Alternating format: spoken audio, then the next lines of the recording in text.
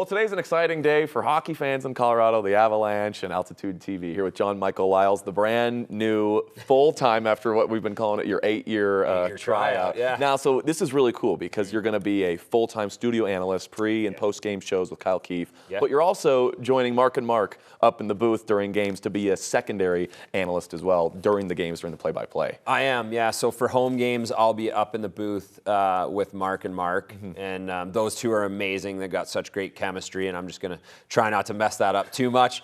And then for away games, I'll be in studio here in Denver with Kyle Keefe. And home games, I'll also be going up and down the stairs. Yeah, get your workout in. Yes, exactly. Free games, I may have to start wearing tennis shoes instead of dress shoes to get, to make sure that I get there on time for in-between periods. But I'm really excited. I've been doing this 8 years part-time and really enjoying it, and I just always seem to kind of come back to it. And it doesn't hurt that the Avs have a tremendous team, and really looking forward to this playoff run after the deadline. And 8 years as a player on the Avalanche too, Yeah. so it's 16 years really in the making of this. I got to ask though, because I don't know if I know anybody that seems to have more fun. I want you to look at yourself normally when you're in your cool wine cave. Yeah. I don't know if anybody has more fun than this dude right here. I mean, you're giving this up to join the team in the booth. Yeah. Listen, that was probably late at night, and I know exactly what that clip is from. That was Kiefer and Riker, and Riker had a little bit of a misstep with a word, and so that I wasn't even on camera at that point. I had just heard it in my AirPods, and I could not stop laughing. And so I'm pretty sure they went to commercial break and came back to me, and I was still laughing like that. It's supposed to be fun. Yes, right?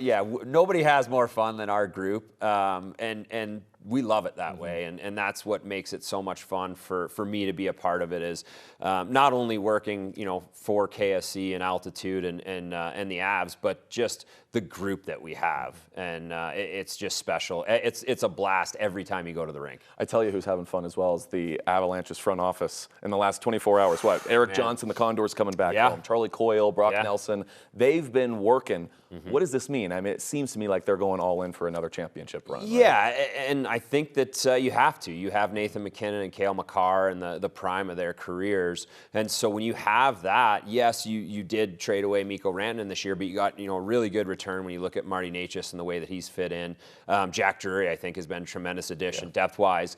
And I just think when you have those guys at the top of their game, you really have to go all in. And you never know what next year is going to bring or the year after that. And you could say, okay, well, maybe they don't have a first-round pick next year or the year after that. But in the end, right now, these guys are playing at the highest level. Yeah. Dominating, and when you can add pieces like a Brock Nelson or a Charlie Coyle, and you bring back Eric Johnson to kind of stabilize the top six there for the Avs, it really, I think it makes a lot of sense. You got to give credit to Chris McFarland and Joe Sakic and what they're doing. I can't imagine there's a lot of sleep happening within that war room. No, not at all. But it's probably because they're so excited, you could say, right? Yes, exactly. For Avalanche fans sitting at home, as one of the new voices of the Avs, how confident are you in this team going towards the Stanley Cup run?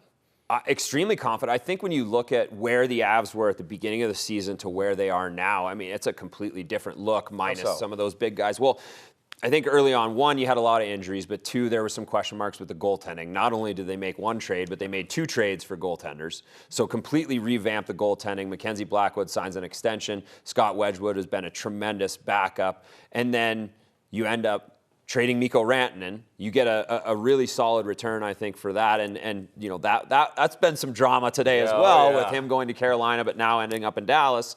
And you bring in Ryan Lindgren, which is, I think, is going to be a really key piece for the Avs on the back end. He's a guy, he's a little bit unsung. He's been in New York. He's played with Adam Fox. So Adam Fox is their star defenseman. And when you bring in a guy like Ryan Lindgren, who's just a really solid stay-at-home guy, he's physical. Those are the type of guys you need in the playoffs.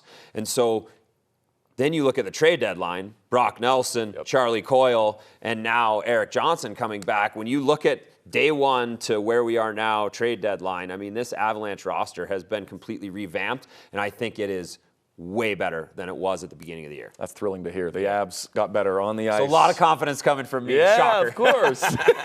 They're better on the ice and off the ice now, too. John Michael Liles, congratulations. Thank you so much. Appreciate it.